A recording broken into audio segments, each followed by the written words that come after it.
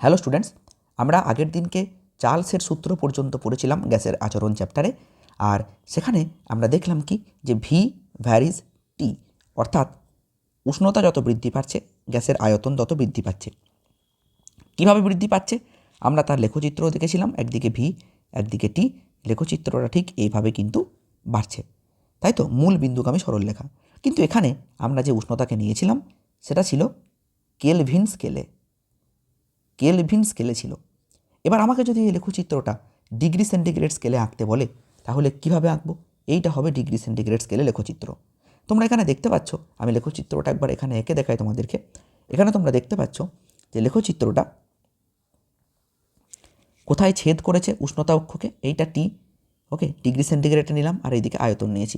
তাহলে দেখো এই বিন্দুতে যদি ছেদ করে তারপরে সোজা চলে যাচ্ছে, এইটা হচ্ছে কিন্তু -273 ডিগ্রি সেন্টিগ্রেড। কেন এইখানে ছেদ করলো?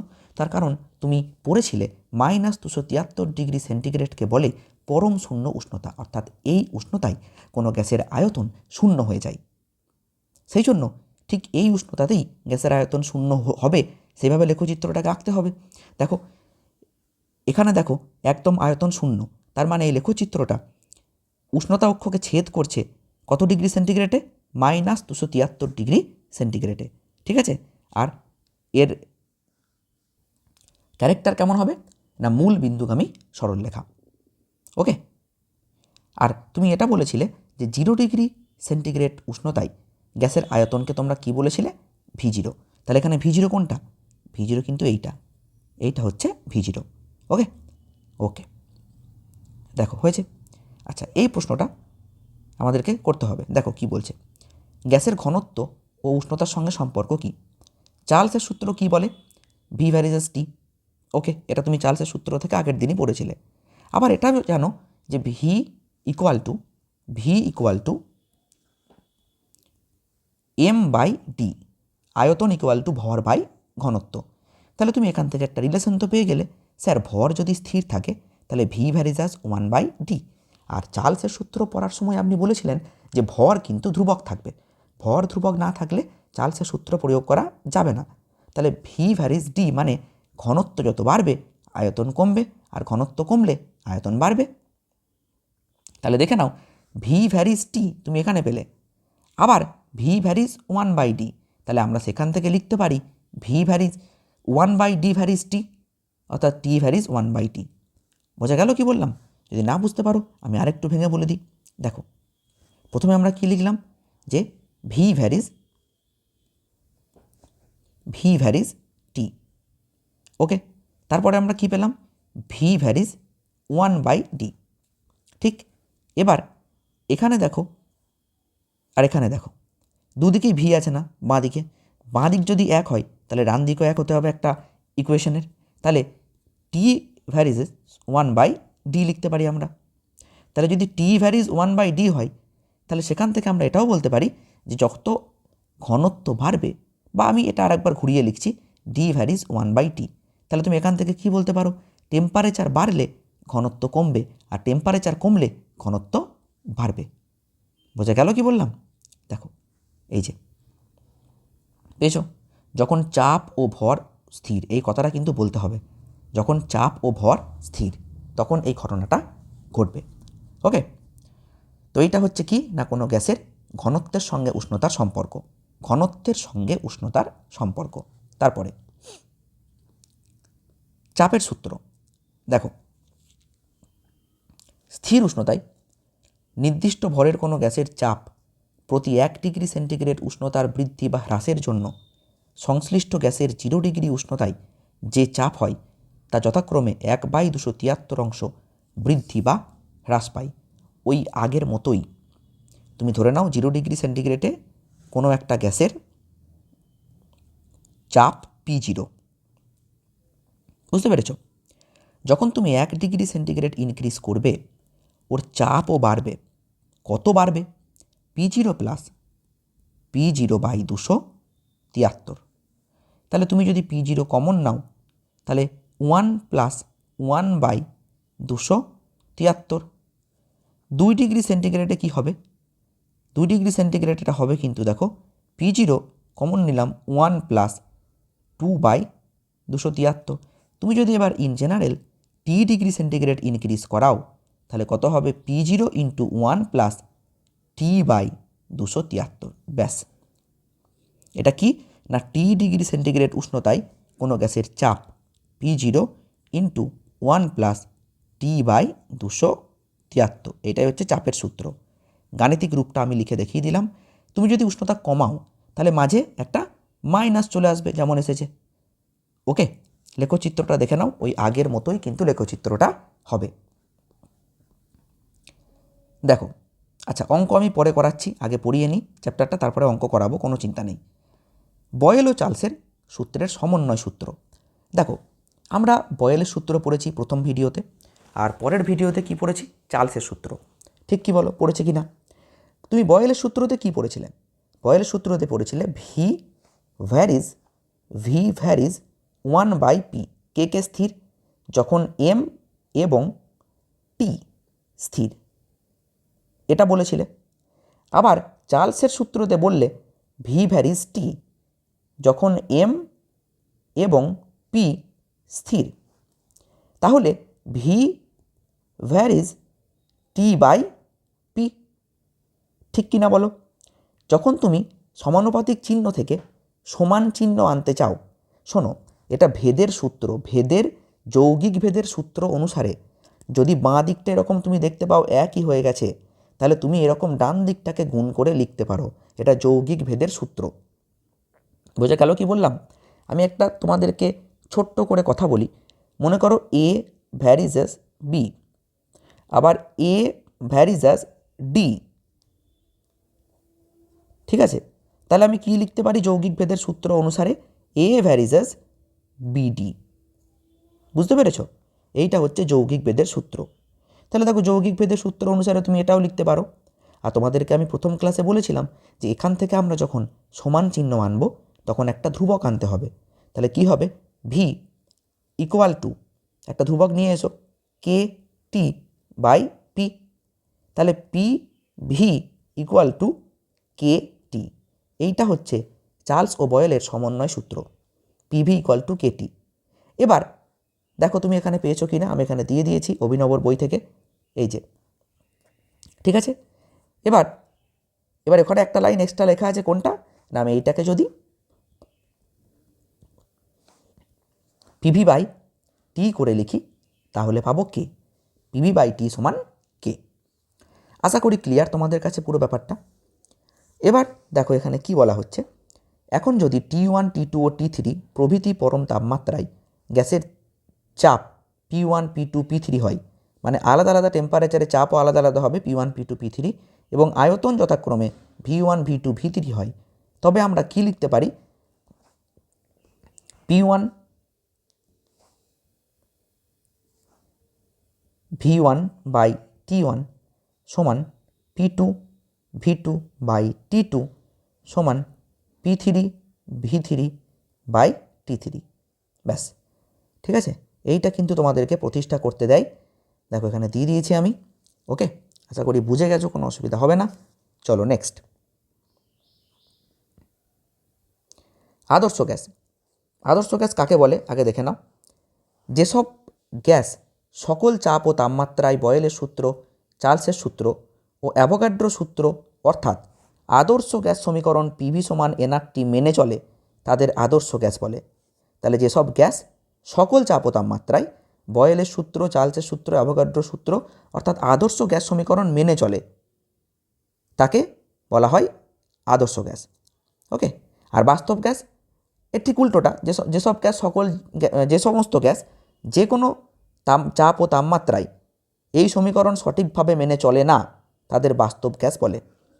বাস্তবে আমরা যে সমস্ত গ্যাস দেখি, মানে নাইট্রোজেন, অক্সিজেন, কার্বন ডাইঅক্সাইড, সবাই বাস্তব গ্যাস। ওকে, নেক্সট পেজ দেখো, এবার আমরা পড়বো অ্যাভোগাড্রো সূত্র। এটা ওঠেনি, ঠিক আছে? না উঠেছে এখানে? না ওঠেনি।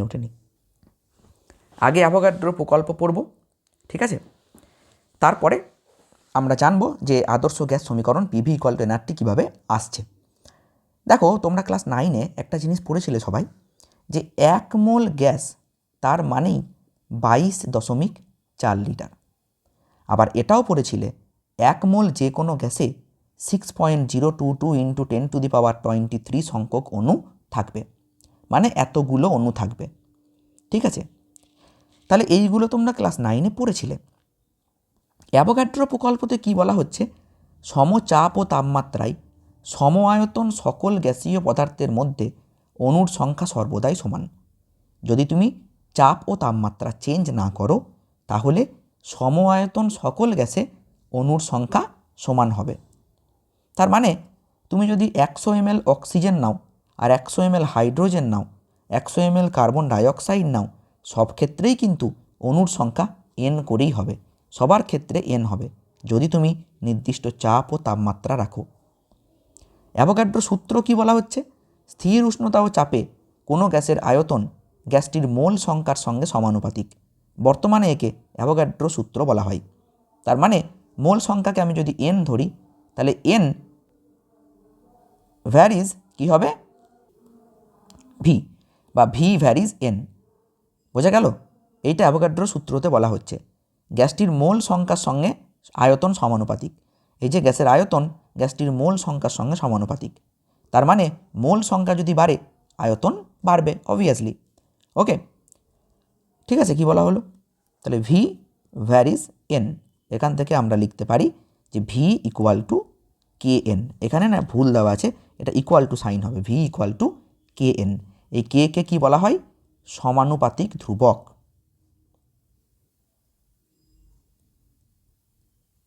সমানুপাতিক ধ্রুবক। ওকে,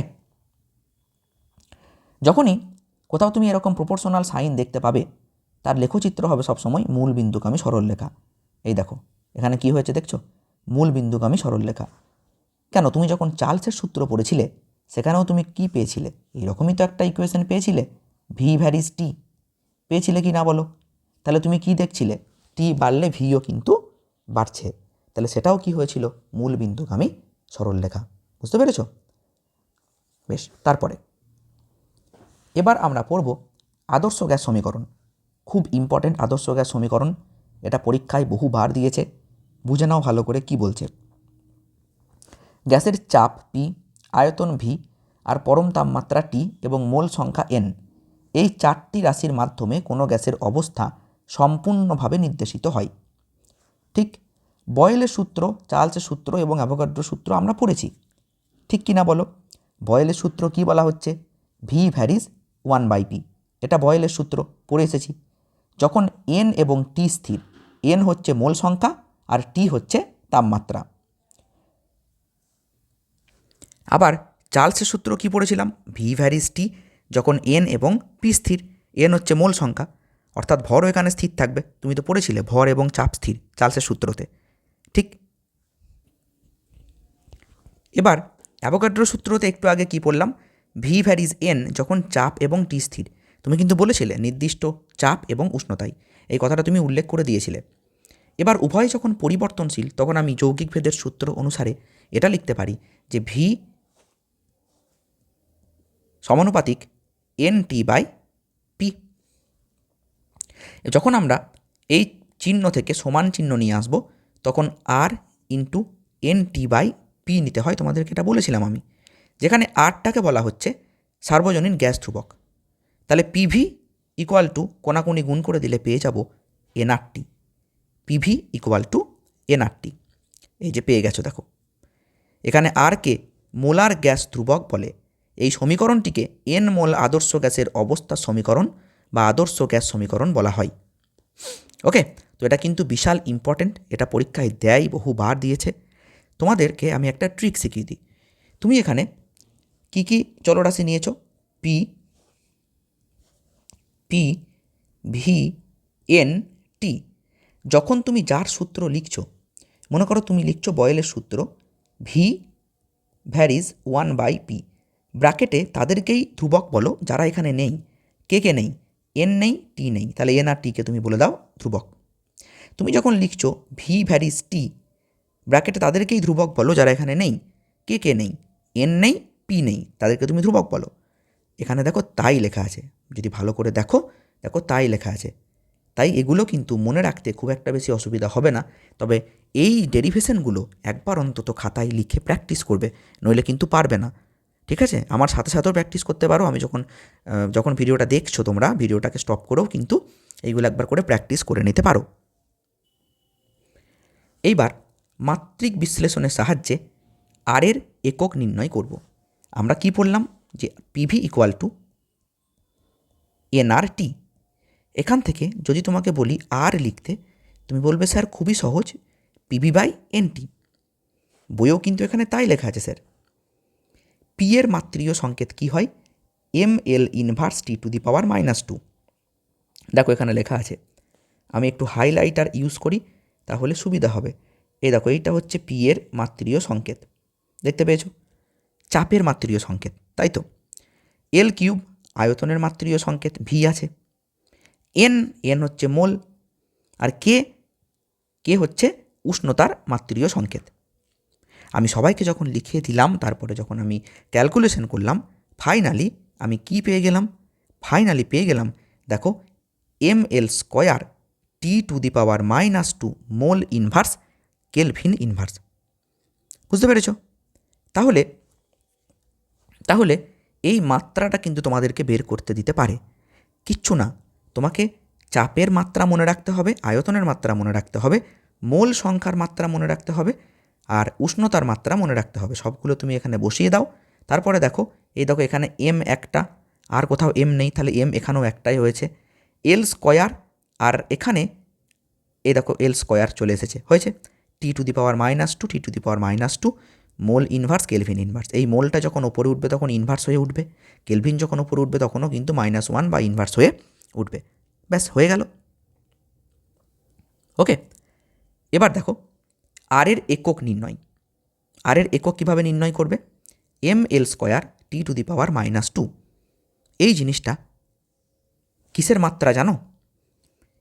এটা হচ্ছে শক্তির মাত্রা। আমি দেখাই কিভাবে হচ্ছে, যারা জানো না দেখে নাও।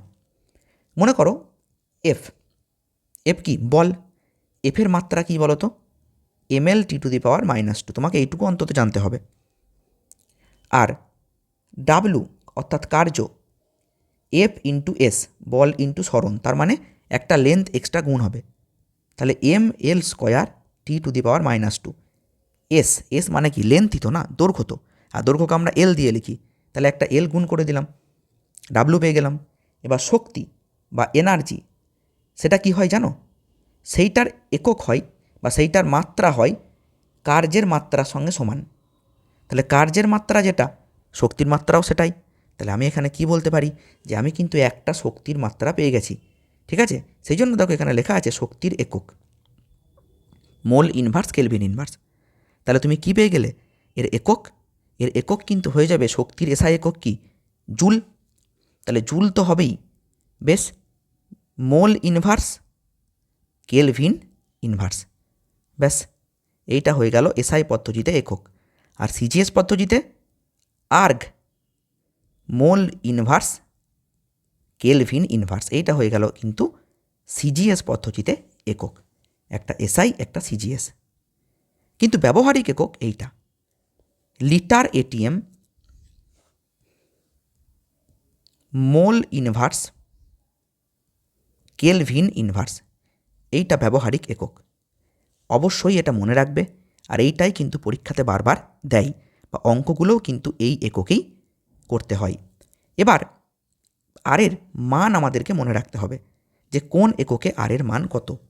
ঠিক আছে, আমি বলে দিচ্ছি শুধু যে মানগুলো, সেইগুলো একটুখানি মনে রেখো। দেখো, লিটার এটিএম এককে আর এর মান 0.082। Okay, joule kelvin inverse mole inverse এই এককে 8.3145, এটা এসআই একক। এই দুটো মোটামুটি মনে রেখে দিও। লিটার এটিএমে 0.082, আর joule kelvin inverse mole inverse অর্থাৎ এসআই এককে 8.3145। ভিডিওটা ভালো লাগলে লাইক করো, কমেন্ট করো, শেয়ার করো। দেখা হচ্ছে পরের ভিডিওতে।